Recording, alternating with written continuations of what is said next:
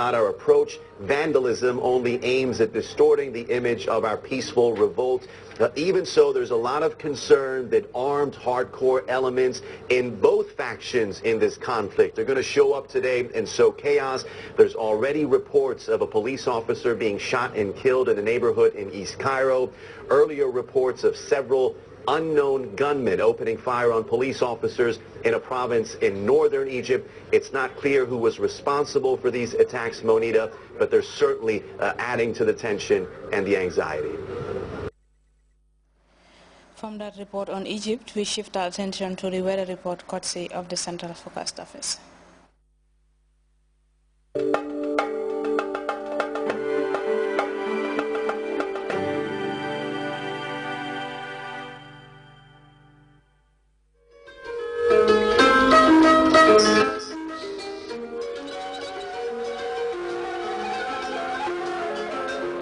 The source assures us of a continuous flow, and from there, everything follows.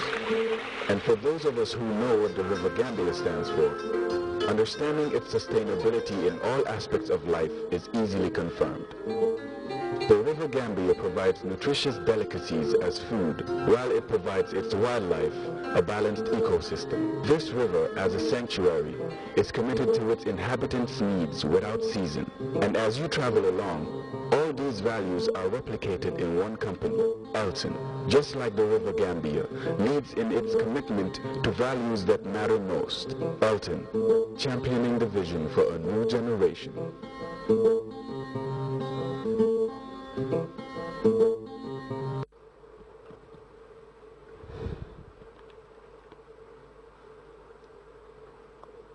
Good evening, viewers. Welcome to the weather segment. We experience a variably cloudy atmosphere with intermittent slight rain over places. Banyu recorded 0.3 millimeters, whilst Yundum, Sibanor, and Jinoy recorded trace. The satellite picture indicates convective activities over Mali, Niger, Nigeria border. The central and the eastern part of the continent elsewhere indicates dry and stable conditions. For the forecast tonight, we're expecting a humid and mostly cloudy atmosphere to prevail with intermittent rain over most parts of the country. Tomorrow morning, we're expecting a variably cloudy atmosphere to prevail, becoming warm, humid, and with rain and thunderstorm in the afternoon during the period. Light to moderate northwesterly winds will dominate the flow over the entire country, and the speed will be about 10 to 20 kilometers per hour. Morning temperatures, we're expecting 21 degrees Celsius over the Greater Banjul area, 22 over West Coast and North Bank region, whilst Lower River and the rest of the country will record 24 degrees Celsius. For the afternoon temperatures, we're expecting 30 degrees Celsius over the Greater Banjul area.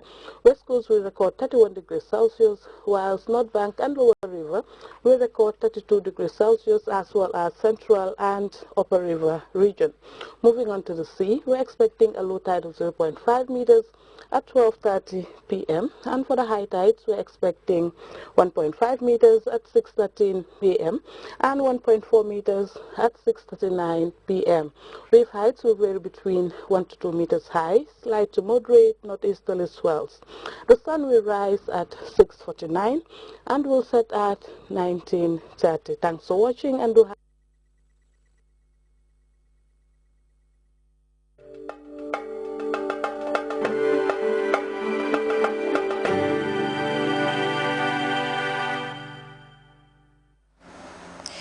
Thank you very much, Hadi. And before we end this edition of the news, a quick reminder of our headlines. The Minister of Works, Transport and Infrastructure, Balagaba Jahumpa, has underlined government's resolve to work on feeder routes across the country during a tour of ongoing works around Sting Corner. The Health Ministry and its partners have introduced a vaccine with the potency to save under 5 children from diarrhea. South Africa today held a remembrance ceremony for miners killed in last year's Marikana strikes, but 1 year on, a government probe into the deadly industrial actions remains incomplete. And Washington has announced the cancellation of next month's joint military exercises with Cairo amidst widespread international condemnation of Thursday's deadly crackdown on supporters of Mohamed Morsi. That's all in this edition of the news. Thank you very much for your time. Enjoy the rest of our programs.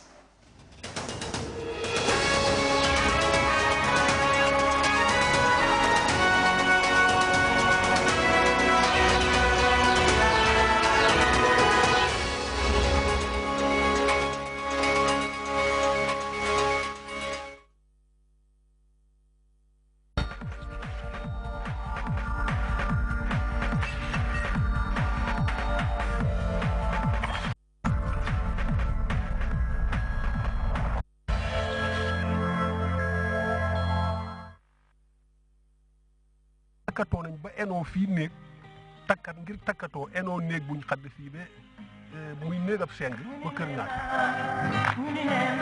ndax ndaa moom mag rek ko muuru rek ko mën a def mag ma fekke woon démb moo mën a dax ndaa waaye gone mënut a dax ndaa nga takk jabar joo xam ne ji faale wu sa ndey faale wu sa baay nga tabax sa kër ba mel ni fanaan mu yóotu caabi ja ne ko karaj tëj ndey du dugg baay du dugg jarbaa du dugg rakk du dugg jabaate kunda biñ fa ñëwee di ko sanc Masalum jabaate moo nekkoon borom kër gu mag gi bi nga xamee ne ñu ngi li nawet bi jot na ñax mi sax na bokk xalal yàlla la nañ de jàppante di xéenaxante jàmm dimbalante bi yëpp ci xol yi laay jógee nañ delloo sëy si muuri aada yi naan def di ngoonaar di wëyal ngoonaar bi lu bari la ñuy wëyal borom néegi sëy fokk borom jàng ko nit ki soo dëkkee ak moom muy sa doom wax dëgg yàlla da nga def ci moom lu bari waaye nag dafa am bés boo xam ne bu jotee bokk yi ñoo lay jàppale. lu tax ñu dajee mooy waxtaanee mbiri dëkk bi cosaan léeg jaaxle yi fi nekk ak yëpp ak niñ doon dundee ba jëkk nañ sàkku jàmm nañ sàkku jàmm nañ sàkku jàmm wallaahi buñ sàkkuwut jàmm lépp lu ñu am danañ ko ñàkk. leel dafa am woy yoo xam ne buñ ko doon woy rek nga xam woy bi lu mu tekki ñu jox la ay posin yoo xam ne boo ñëwee ci léegi bu ma yónnee ci kii ci maadi léegi su ma àggee ci néegam am na nu may fekkee dallam yi moo may wax ne bismillah wala wal bul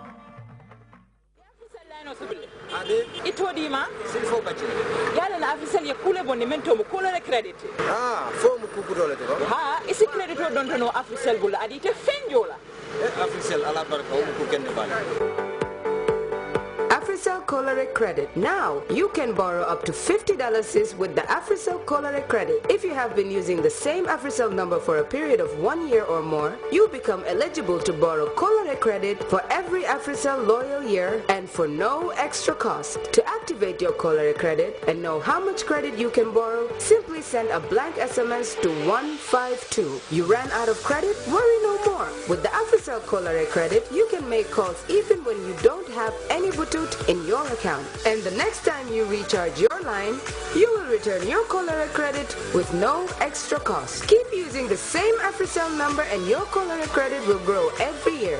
AfriCell Cholera Credit, only on your AfriCell line. mbokay no seetaan ñun waa AfriCell ñoo fi del si waa di leen dalal si GRTS suñ programme yi Hajj 2013 mooy programme bi nga xam ne ñu ngi ko jagleel nit ñi pour won leen ni ñoo tànnee ñi nga xam ne ñoom lañ bëgg a yebal ju dem Makka atum ren gi nii AfriCell nag ñoo ko baaxee waa réew mi saa jot ñu indil leen soppil leen doxin indi leen li nga xam ne moom lañ méngoolee ak jamono pour rek si seen melokaan ak seen bugeel wala li nga xam ne noonu lañ bëgg a jubluwaay pour dimbale waa réew mi atum ren gi nag comme ni ngeen ko waxee waxtaanee woon nañ ko fii nii bésu ay yi ni ñu génn li leen woon li tax ñu soppi doxin te laajuñ si kenn dara santuñ kenn dara bëgg a woon rek li nga xam ne moom lañ foog ne si suñu xalaat gu gàtt gu doy ne yaakaar nañ ne nit ñi lañ bëgg a yebal yóbbu Makka atum ren gi nii gisoon ngeen si gannaaw ñi nga xam ne ñoom lañ tànnee Banjul Bakaw ak Brikama fi mu ne nii nag ñu ngi dem ba Basse maanaam tundi URR fa la ñoo bëgg a tànnee ñi nga xam ne wala ki nga xam ne moom lañ bëgg a yóbbu Makka atum ren gi nii gis ngeen démba maanaam di alxames bi toogee ñi nga xam ne ñoom lañ tànnoon waxtaanee seen mbir Alhaji Papali jaar si ñu seet seen affaire ak kii di oustaz imam Abdoulaye Dramé ma ànd ak ñoom tey si programme bi di leen dalal rek ne leen waa AfriCell ñoo leen fi toogal Hajj 2013 Alhaji Papali jërëjëf Moussa di dawaat mbokk yi rek fi mu nekk nii dafa mel ni daanaka liñ doon saytu yëpp de egsi nañ nag fi ñoo war a méegee décision bi du war a nekk nag lu yomba ndaxte kenn ku ci